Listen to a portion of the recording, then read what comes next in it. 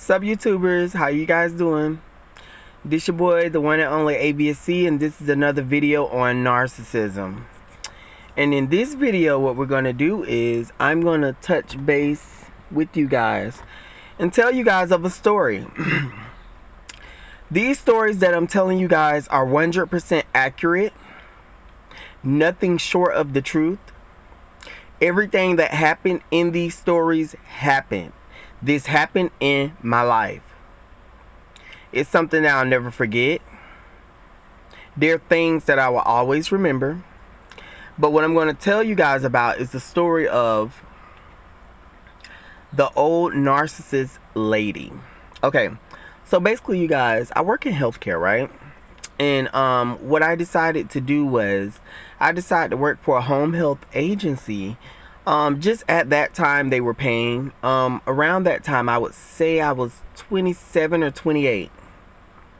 And it was a good job for me to make a little extra money on the side.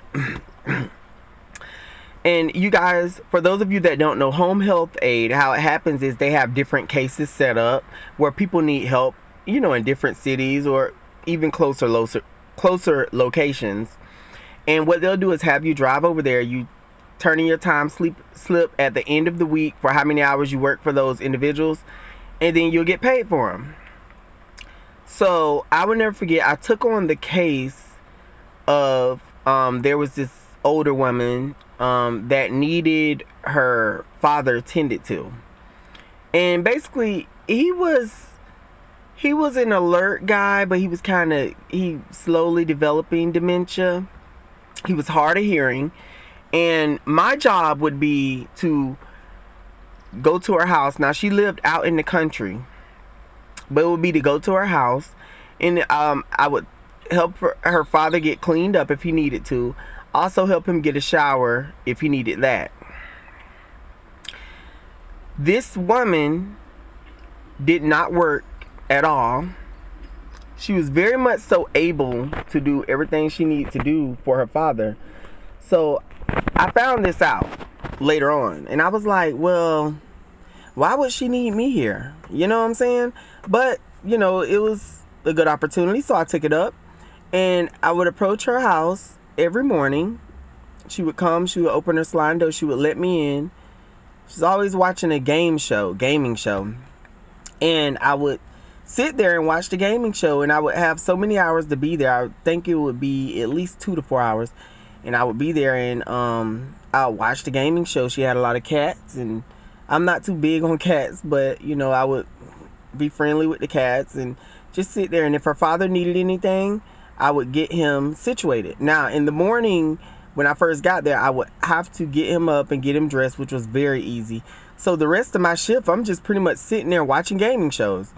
And she would be in and out because she lived on a farm, so she would go out and tend to her chickens, and then she would do this and do that or whatever. And then she would come back into the house and sit right in the seat, the love seat that was across from me in the living room, and we would just watch the gaming show.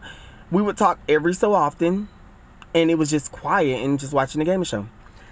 Okay, there was a scenario where I came one time, but I didn't go straight to her house because she needed me to do something, and she was at the hospital. I went there and did something for her, and then I left from there and I went to her house. She trusted me, and I took care of her father until another friend came and relieved me.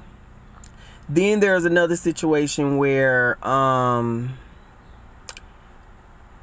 was another situation where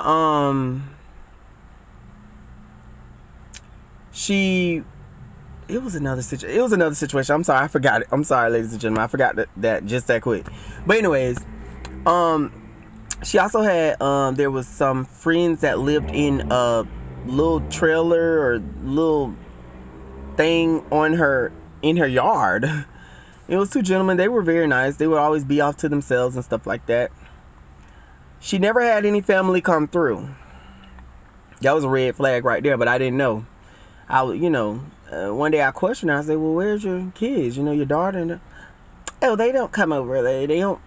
We had an altercation, and they don't come over. And and this and this and that. But she pretty much basically put it out like it's their fault and all this and that and such and such. Very, very stern with the words she would say. Not really friendly. Would laugh every so often, but the laugh would be very evil, and it would just be like, okay. So one day, there was a particular time where I had to get my windshield fixed in my car.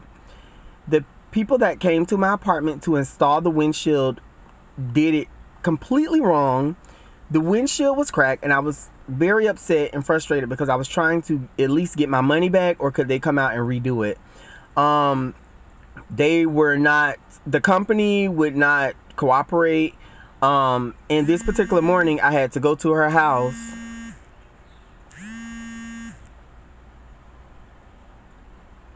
I'm sorry, you guys, I had a phone call. This particular morning I had to go to her house and tend to her father. So I did everything I needed to do, but I was really upset. So I told her, is it okay if I step outside, because I need to get on the phone with this company so I can, see what I can get going. Well, I can't. I walked outside. Now, mind you, she knew that I was upset, right? Right then and there, she was getting narcissistic supply. I didn't even know it. So I finally walked back in. I'm just like, oh, they're just giving me such a run. I'm so upset and da-da-da. But there was a slick, smirk that she had on her face, because she was satisfied at the fact that this horrible situation was occurring with me. And then all of a sudden, to add fuel to the fire, she goes, and I always ask you to wipe down the table. You need to wipe down the table. And I'm just like, where is this coming from? Because this lady has never approached me in any kind of it was just the way she came off, and she was like, yeah, and it's like she was so, what she was doing, ladies and gentlemen, was she was trying to get me really, really upset, and get me upset and angry and mad, because she wanted my day to be even much worse than what it was. And it was just this and saying all these things because they feed off of your anger. And she was like, yeah, and wipe